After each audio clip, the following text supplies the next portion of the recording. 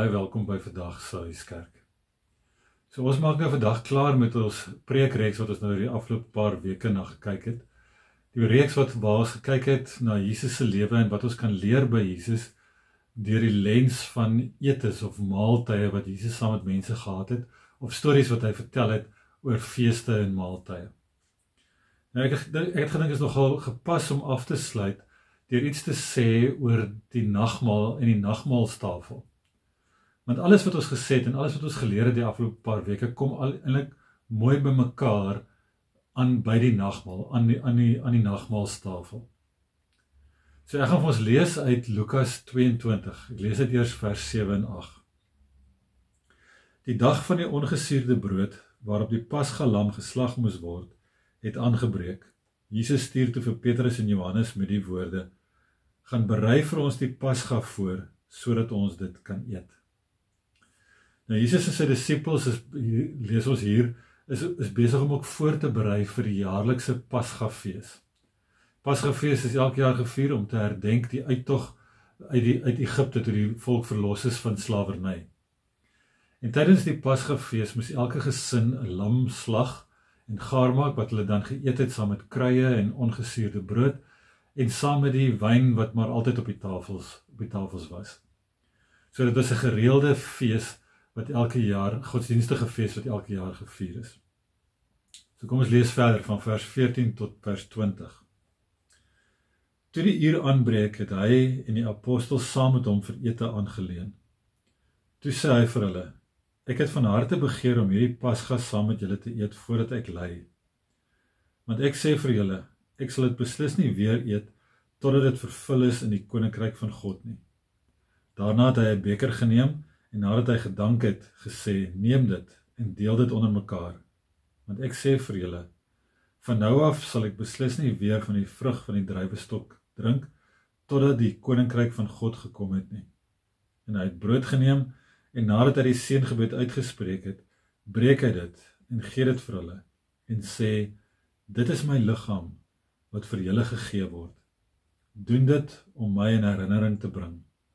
So ook met die beker na die ete met die woorde: hierdie beker wat ter wille van julle uitgegiet word, is die nuwe verbond deur my bloed.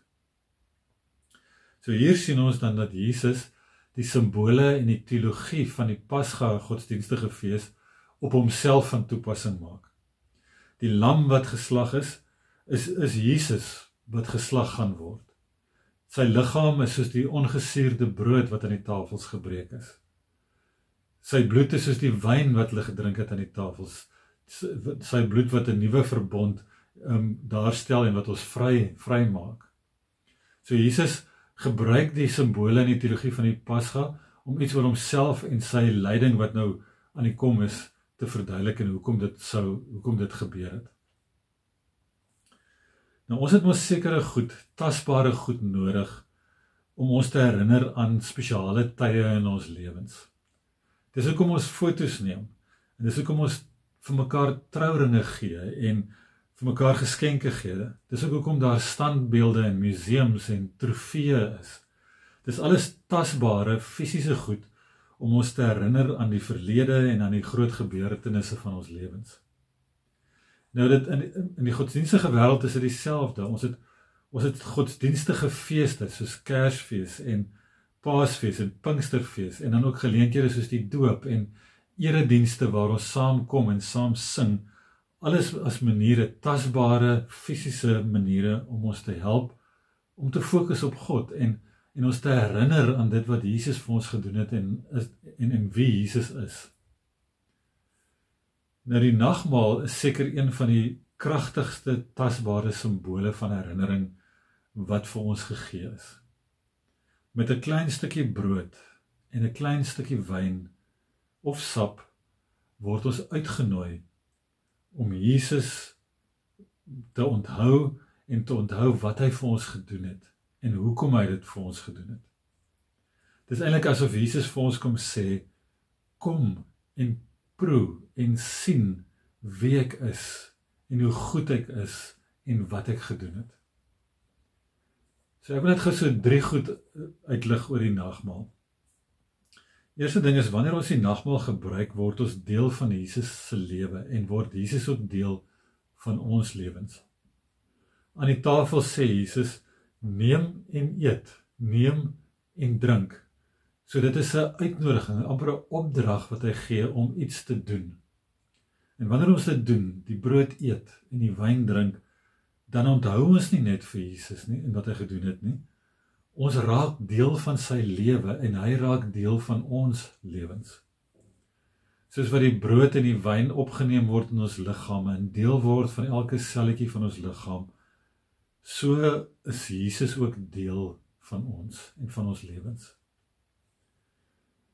In Johannes 6 sê Jesus oor homself dat hy is die brood van die lewe. In ander woorde, hy is die een wat die lewe gee sodat ons kan lewe, sodat ons kan vry wees. So wanneer ons die brood en die wyn neem en dit eet en drink, dan bevestig ons geloof in die brood van die lewe en wat hy vir ons kom doen het. Dan bevestig ons dat Jesus is deel van ons lewens. Die tweede ding is dat wanneer ons die nagmaal gebruik, dan bevestig ons die droom van die tafel. Nou, hierdie droom van die tafel is eintlik 'n heel eenvoudige droom. Dit is God se droom vir mense vir wat saamkom om die tafel.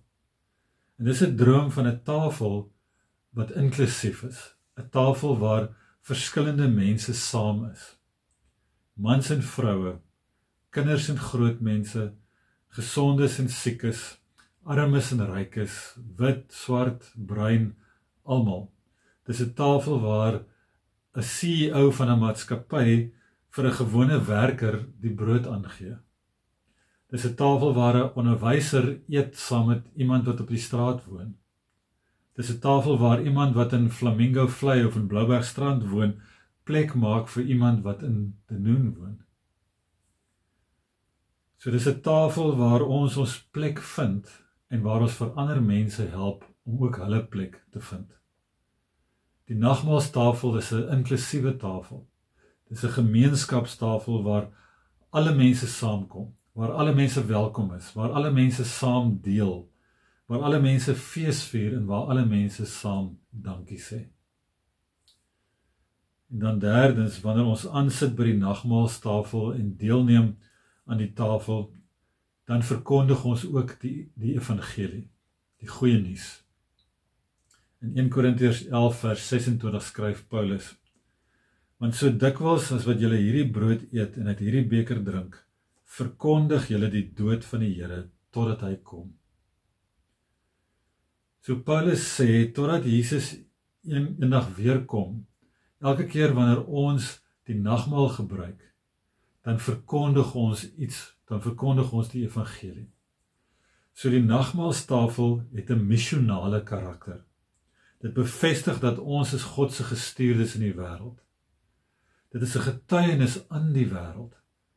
Want terwyl ons aan die tafel is, maar ook as ons klaar in tafel was en maar ons weer uitgaan in die wêreld in, dan wys ons wat ons glo en in wie ons glo. En die nagmaalstafel bevestig dit vir ons. Dit begin aan die tafel waar nagmaal bedien word. So wanneer ons so praat oor die nagmaal en wanneer ons by die nagmaalstafel aansit, dan bevestig ons, eintlik bely ons dat Jesus is deel van ons lewens. Ons bely dat almal welkom is en dat hierdie tafel inklusief is. Almal is welkom aan die nagmaalstafel. En ons getuig oor die evangelie wanneer ons by die tafel aansit, maar ook dan veral wanneer ons opstaan by die tafel en weer in die wêreld ingaan.